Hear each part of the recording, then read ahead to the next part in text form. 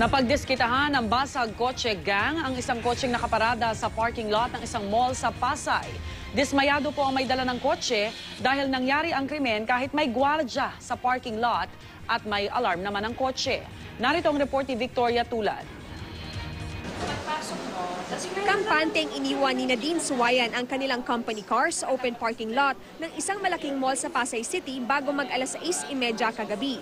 Tiwala siyang walang mangyayaring masama rito dahil bukod sa mga umiikot na security guard, may mga ilaw din sa parking lot at marami pang tao. Pero paglabas nila ng mga kaopisina sa restaurant pasado alas 10:30 ng gabi, basag na ang salamin ng kotse. At nung pauwi na kami, nakita namin nung kotse na basag yung kanang bintana, tapos wala na yung dalawang laptop. Nakapagtatakang hindi raw napansin ng mga security guard ang pagnanakaw lalo't may alarm ang kotse.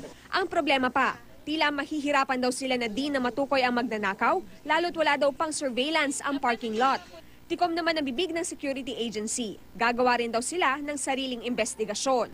Ayon sa mga pulis, hindi ito ang unang beses na umatake ang basag kotse gang sa naturang mall. Ang modus operandi niyan, iba't ibang parking lot eh. Usually, pinapalo nila yung salamin para makuha nila yung gamit sa loob ng sasakyan. Diba? Pero sa loob ng parking lot, ang in charge yan, mga security guard na. Desidido raw na magsampa ng kaso laban sa security agency ang mga nabiktima.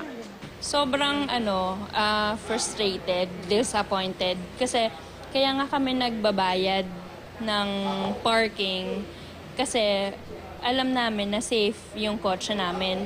Payo ng mga pulis kahit may security guard, maging maingat sa parking lot. Sinusubukan naman ng GMA News na kunan ng pahayag ang opisina ng naturang mall. Ito ang unang balita sa Pasay City. Victoria Tulad, reporting.